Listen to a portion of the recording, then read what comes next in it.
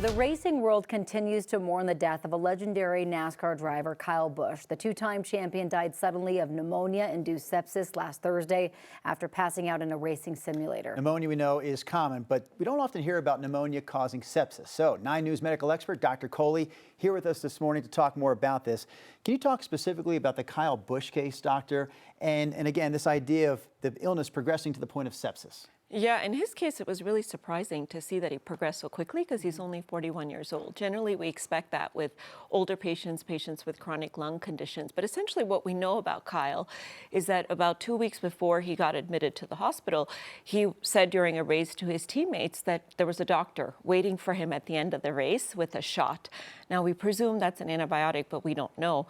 And it was reported that he had some kind of a sinus infection or a sinus cold. And then the day before he got into the hospital, he was found nearly unresponsive, coughing up blood, extremely short of breath, and very febrile. So, you know, of course, he got into the hospital, and it's rare, like I said, to see it progress so quickly. Within a day, he essentially succumbed to the complications, and we send our condolences to his family. What a loss for the racing world. Yes, and so unexpected for his age and everything, of course. Pneumonia is common, but how common is it for pneumonia to cause sepsis? So pneumonia is, in fact, the most common cause of sepsis, but any infection can cause sepsis. Now, most pneumonias, as you guys know, don't end up in the hospital, don't end up causing sepsis. They're usually outpatient conditions that are mild for most adults. If you do end up in the hospital with your pneumonia, though, the chance that you're going to have some degree of sepsis, meaning some organs involved, is about 25 to 50%. So pretty high. And like I said, pneumonia is the most common cause of sepsis, but any infection can trigger sepsis. Can we back this conversation up a couple of steps? Sure. I think we should address, what exactly is sepsis? Yes, so the first kind of day of medical school that we were on the ward, they said, never let the sun set on sepsis. Because sepsis is this multi-organ failure condition that can lead to shock and essentially cardiac arrest. And so what happens is the infection starts in the lungs, let's say with pneumonia. It could be a bacterial infection, it could be a viral infection. Now there's a misconception that the bacteria has to get into the blood. That does happen in some cases of sepsis, but it doesn't have to be the bacteria causing the sepsis.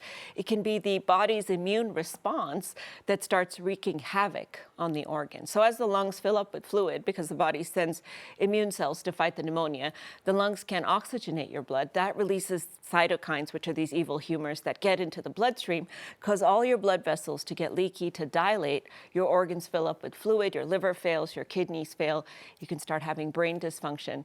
And then, like I said, you can have multi-organ failure or circulatory collapse leading to sepsis. So driving in a race car, high stress situation, right? It's a lot for the body. Could a stressful situation like this have made sepsis worse? In an interesting way, yes. And so, of course, what happens when you're in a stressful situation? Your stress hormones are amped up, so more stress on the organs. So if you already have sepsis causing stress on the organs, and then you're driving a race car, because we know he was racing even a week before he got admitted to the hospital, that can put more stress on the organs, accelerate the course, essentially. Also, in a young person, they hide the signs of sepsis really well.